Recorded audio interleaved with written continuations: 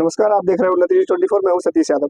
आज हम पहुंचे हुए हैं सेक्टर 4 शिवालिक नगर के आसपास ही एक एरिया पड़ता है और बीएचईएल का ये एरिया है। यहाँ पर स्वर्ण जयंती पार्क है। उस पार्क में हमारे साथ कुछ महान जो देश की विभूतियां एक तरीके से, क्योंकि अब उम्र इस तरह की हो चुकी है कि वो हमारे लिए बच्चे हैं हम लोग, या देश के लिए अपने जो विचार है वो प्रकट कर सकते हैं और उनके अकॉर्डिंग हम लोग अनुसरण करते हैं तो वो फायदेमंद ही होता है। इस तरह का हमारा मानना है। और ये यहाँ पर देख सकते हैं 3 लोग यहाँ पर अभी खड़े हुए हैं और ये कुछ देश के बारे में बोलना चाहेंगे और भी कई सारी चीजों के बारे में इनसे जरा इनकी राय लेंगे।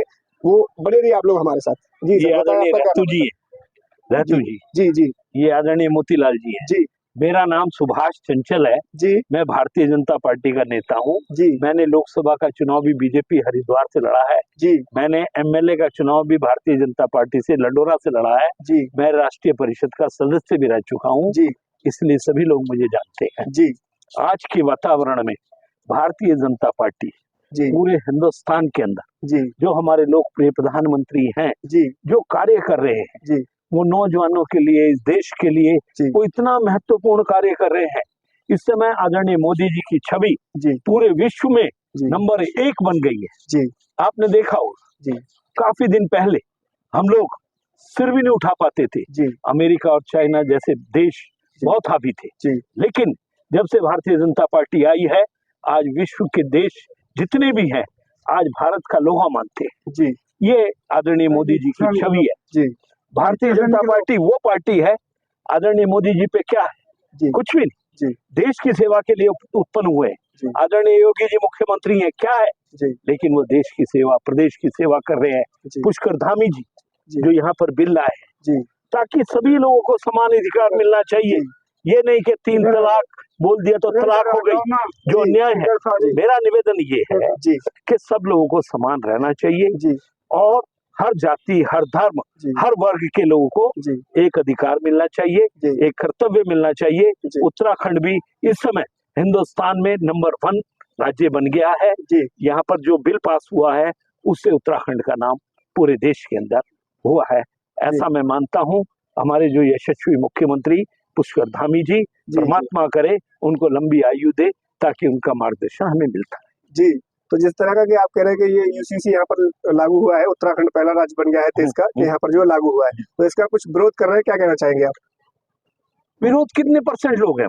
जी नहीं जो भी है विरोध तो विरोध होता है चाहे वो 1% ही क्यों ना हो। मेरा तो निवेदन क्या चाहेंगे आप? कोई भी अच्छा कार्य करने के लिए जी तो विरोध तो सहन करना पड़ता है। जी बिल्कुल। लेकिन जो अपना अच्छा कार्य करना है जी वो करते रहना चाहिए। जी आजाद भगत सिंह हुए सुखदेव हुए राजगुरु हुए जी हिंदुस्तान को जब उन्होंने आजाद कराना था क्या लोग उनका विरोध नहीं करते थे? जी उनकी मजाक उड़ाया करते थे कि आजाद भगत सिंह सुखदेव राजगुरु ये हिंदुस्तान को आजाद कराएंगे। लेकिन जब मन में दृढ़ संकल्प होता है एक दृढ़ इच्छा होती है और उन्होंने आप विचार कीजिए अंग्रेजों ने तो उन्हें कहा था कि आप लोग माफी मांग लीजिए हम छोड़ देंगे लेकिन उन्होंने माफी नहीं मांगी थी। उन्होंने फांसी के फंदे को चूम लिया था और वो फांसी पर चढ़ गए थे। उन्हीं की बदौलत जो हमारे जो शहीद हैं उनकी वजह से आज हिंदुस्तान आजाद हुआ है। तो मैं मानता हूं जो आज भारतीय जनता पार्टी हिंदुस्तान में तरक्की कर रही है जो हमारे यशस्वी प्रधानमंत्री हमारे मुख्यमंत्री पुष्कर धामी जी जो कार्य कर रहे हैं इससे पूरा देश पूरा प्रदेश आगे बढ़ेगा ऐसी हमारी कामना है। धन्यवाद जी। तो जिस तरह का अभी यहाँ पर यूसीसी लागू हुआ है कि ये पूरे देश में ही लागू होना चाहिए? देखिएगा मेरा निवेदन ये है कि प्रदेश में एक पहल हुई है जी जो पूरे देश के अंदर जाएगी जी जाना चाहिए जी मेरा निवेदन है क्योंकि हम लोगों का भारतीय जनता पार्टी का मैनिफेस्टो में भी लिखा है कि एक प्रधान एक निशा जी धारा 370 हटाई गई जी ताकि सब लोगों को समान अधिकार मिलने चाहिए जी और इस देश में गरीब का भी उतना ही अधिकार है और अमीर का भी उतना ही अधिकार है। हमारे प्रधानमंत्री जी भी ये कहते हैं सबके लिए बराबर समानाधिकार होना चाहिए चाहे वो हिंदू हो मुसलमान हो किसी भी वर्ग का व्यक्ति हो उसको शिक्षा का अधिकार मजदूरी का अधिकार अच्छे से अच्छे योग्य व्यक्ति वो डीएम बन सकता है वो एसपी बन सकता है अगर उसके अंदर योग्यता है। तो डॉक्टर भीमराव अंबेडकर का जो संविधान है जो हिंदुस्तान के अंदर लागू है उसमें कोई भी गरीब व्यक्ति और भारतीय जनता पार्टी ने तो करके दिखाया गरीब लोगों को आगे बढ़ाने का कितना बड़ा बड़ा कार्य किया है कि राष्ट्रपति तक पहुंचा दिया है उन लोगों को।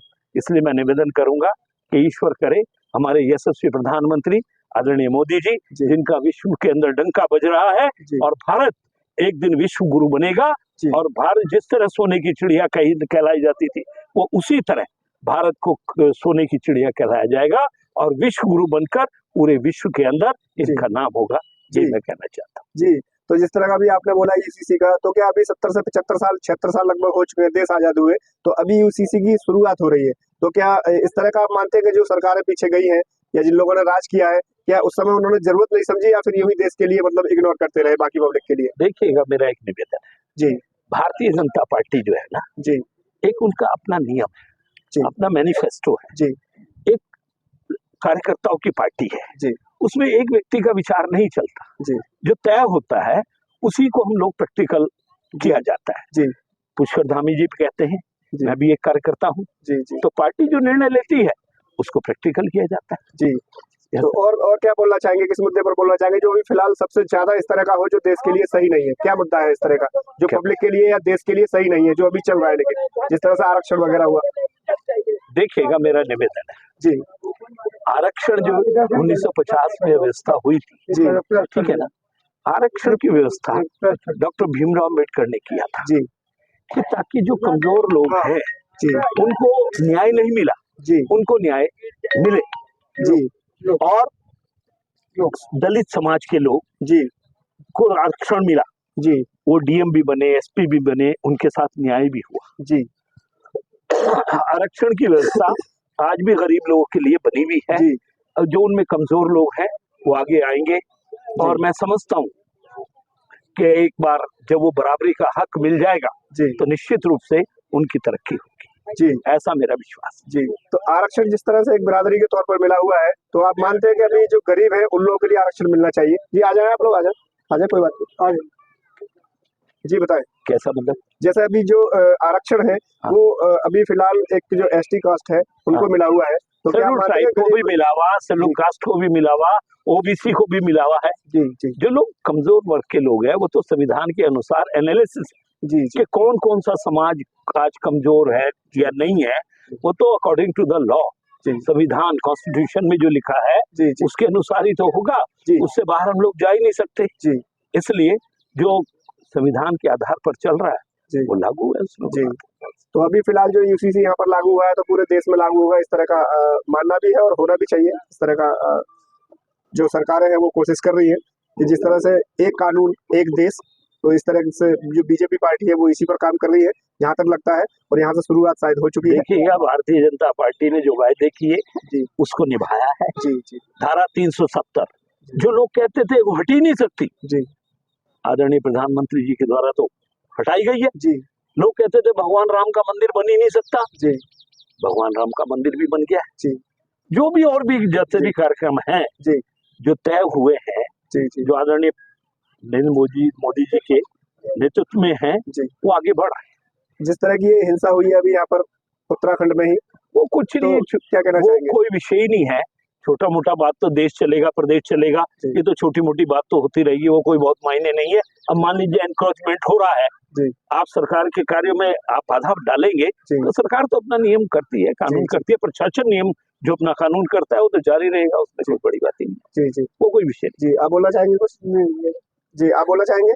जी, बहुत ही अच्छी जानकारी उन्होंने दी यहाँ पर, जिस तरह का उन्होंने बोला है कि जो अभी बीजेपी है वो अच्छा कार्य कर रही है और आने वाले टाइम में भी अच्छा करेगी वो देश के लिए, और राम मंदिर के मुद्दे पर भी उन्होंने बोला, आरक्षण के मुद्दे पर भी उन्होंने बोला, और यूसीसी के मुद्दे पर भी उन्होंने बोला है। बहुत ही अच्छी जानकारी है, बने रहिए आप लोग हमारे साथ, और भी इस तरह की खबरें हम आपको दिखाएंगे। जय हिंद, जय भारत। जय भारत। हमसे जुड़े रहने के लिए हमारे YouTube चैनल को सब्सक्राइब करें और नई वीडियो की नोटिफिकेशन के लिए बेल आइकॉन को दबाएं। अगर आप ये वीडियो Facebook पर देख रहे हैं तो लाइक जरूर करें और ज्यादा से ज्यादा शेयर करें। धन्यवाद।